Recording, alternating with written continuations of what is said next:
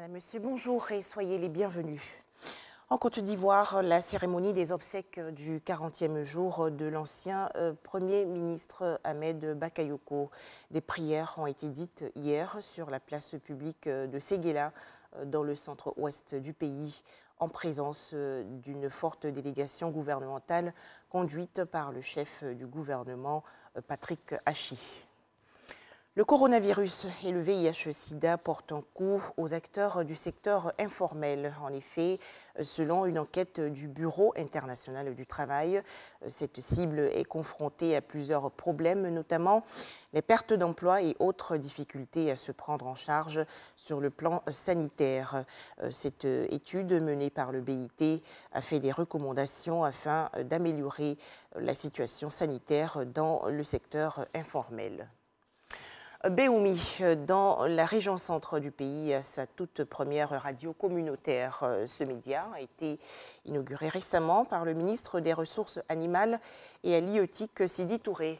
La radio communautaire de Béoumi veut œuvrer pour le développement de la localité. Découvrons-la avec Léon Brou de RTI Boaké.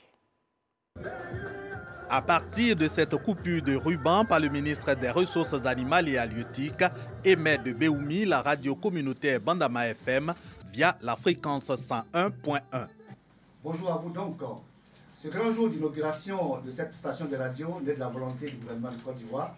Fruit des efforts conjugués de Sidi Touré, alors ministre de la Communication, et de l'ex-ministre de la Solidarité, Mariatou Koné, cette radio se veut un instrument de conciliation et de développement au regard de sa grille des programmes. Créer des espaces d'échange pour que les gens se sentent toujours unis, fraternels.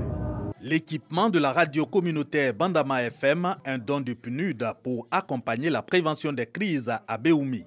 Processus dans lequel s'inscrit l'émission pour le lancement officiel de la grille des programmes.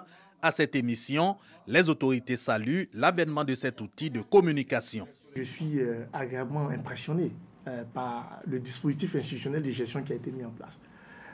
Nous allons voir comment il va fonctionner et j'avoue que s'il est très performant, on va appuyer à ce que cela soit répliqué un peu partout sur le territoire. Cette plateforme qu'on vient de nous donner, nous, population de Béoumi, nous attendons bien l'utiliser pour qu'il fasse très bien vivre à Béoumi. Si vous n'avez pas un outil qui fait le lien positif de passer les messages de paix, de cohésion, de solidarité, à tous les coups, les populations individuellement sont exposées à des messages négatifs. La radio Bandama FM vient combler ce vide, nous l'espérons, pour pouvoir permettre aux populations de réapprendre à vivre ensemble parce que ces populations ont toujours été ensemble. Un comité local représentatif des couches sociales assure la gestion de la radio communautaire Bandama FM de Béoumi. Hors de chez nous, selon Amnesty International, la répression s'intensifie au Congo-Brazzaville. Le pays est confronté depuis 2014 à la chute du pétrole et à de graves problèmes économiques. À ces fléaux s'ajoute la crise sanitaire liée au coronavirus. Alors face à cette situation, de nombreuses voix s'élèvent pour dénoncer la mauvaise gestion de la crise par le gouvernement de Denis Sassou Nguesso, réélu pour un 4e mandat le 21 mars dernier. De son côté, le pouvoir congolais tente de faire taire les protestataires, toujours selon Amnesty International. Direction le Pakistan, où les 11 policiers pakistanais pris en otage par des manifestants anti-France d'un parti islamiste radical ont été libérés à l'issue de négociations. Annonce faite aujourd'hui par les autorités pakistanaises. Ces agents de police avaient été pris en otage hier par le parti Tehreek et Labek au cours de violentes manifestations dans la ville de Lahore.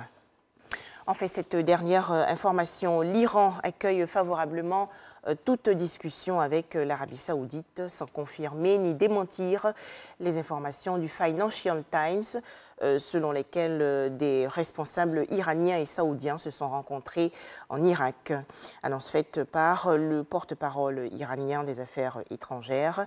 Selon le quotidien américain, l'Iran et l'Arabie Saoudite auraient entamé des négociations à Bagdad, en Irak, ce mois-ci, Russie, près de 5 ans après avoir coupé toute relation diplomatique. Voilà, merci de nous avoir suivis. À 13h, le journal.